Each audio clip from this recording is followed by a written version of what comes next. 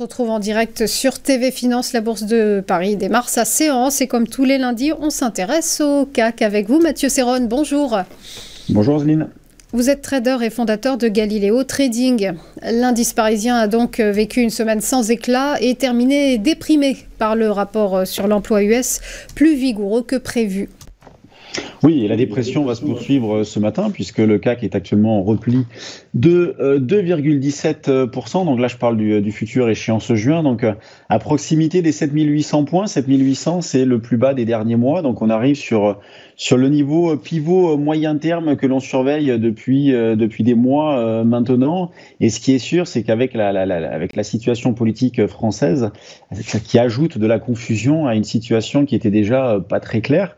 Donc on a des indications directionnelles qui se télescopent un petit peu, puisque la tendance de fond, pour l'instant, n'est pas infirmée, mais attendons de voir, puisqu'on arrive à proximité d'un niveau charnière.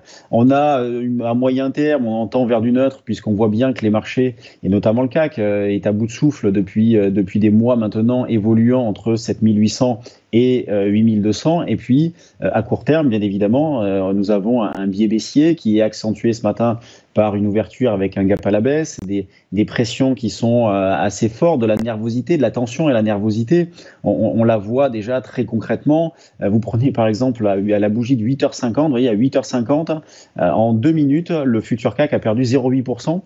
Qui ont été repris derrière. Donc on voit de la nervosité, du manque de densité. Donc on peut s'attendre à des écarts assez importants. Donc il faut faire attention parce qu'on voit bien qu'il n'y a pas non plus grand monde sur les marchés actuellement. On est sur des volumes de manière globale qui restent extrêmement faibles. Donc on peut avoir des écarts assez violents pour pas grand-chose. Moi, dans ce contexte-là, eh bien jusqu'à présent, c'est vrai que je travaillais plutôt les deux sens. Là, étant donné qu'on a un billet davantage baissier, je vais être un petit peu plus enclin à travailler à la vente. Alors le problème dans ce genre de situation-là, quand on a un mouvement de repli qui est assez important, on court un petit peu après. Vous voyez, moi, dès ce matin, vers 8 heures, je m'étais placé à la vente vers les 7940. Ensuite, j'ai revu mes prétentions à la baisse en ajustant à 7920. Mais là, je suis encore très loin. C'est un peu hors sujet pour l'instant. Donc, il va falloir que je revoie ma copie. Mais vous voyez, on a une situation qui est sous tension. On devrait avoir également une hausse de la volatilité. C'est pour ça que pour l'instant, je ne propose pas d'acheter non plus ce que j'ai fait jusqu'à présent d'une manière systématique. C'était des achats de call lorsqu'on arrivait dans cette zone des 7800 points.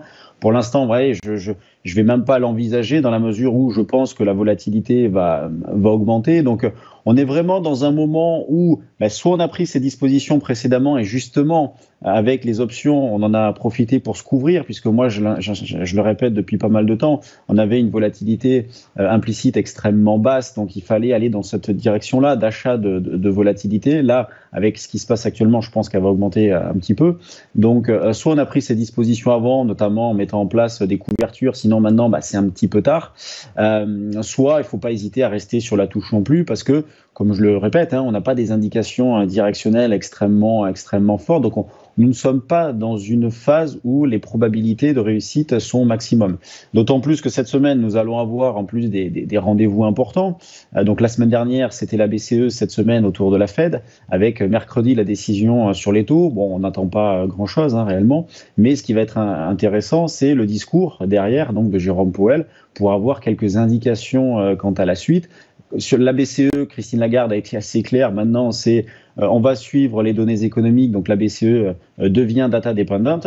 La Fed l'est aussi. Et c'est pour ça qu'en amont de cette conférence de presse-là, on aura le CPI, donc mercredi dans l'après-midi, donc qui va donner des indications intéressantes pour la suite.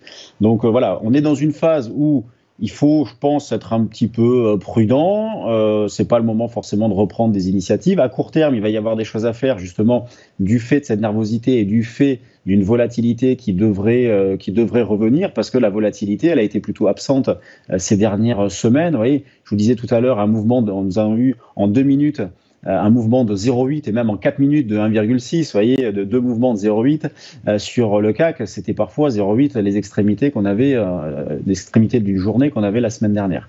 Donc voilà ce qu'il y a à dire sur les marchés. Nous arrivons sur un gros pivot à 7800 points sur le futur CAC. Voilà pour ce CAC 40 à bout de souffle. Merci beaucoup Mathieu Serron pour votre décryptage et belle journée à vous. On va marquer une nouvelle pause et se retrouver juste après pour les Market Movers de Bernard Pratz-Desclaux. À tout de suite.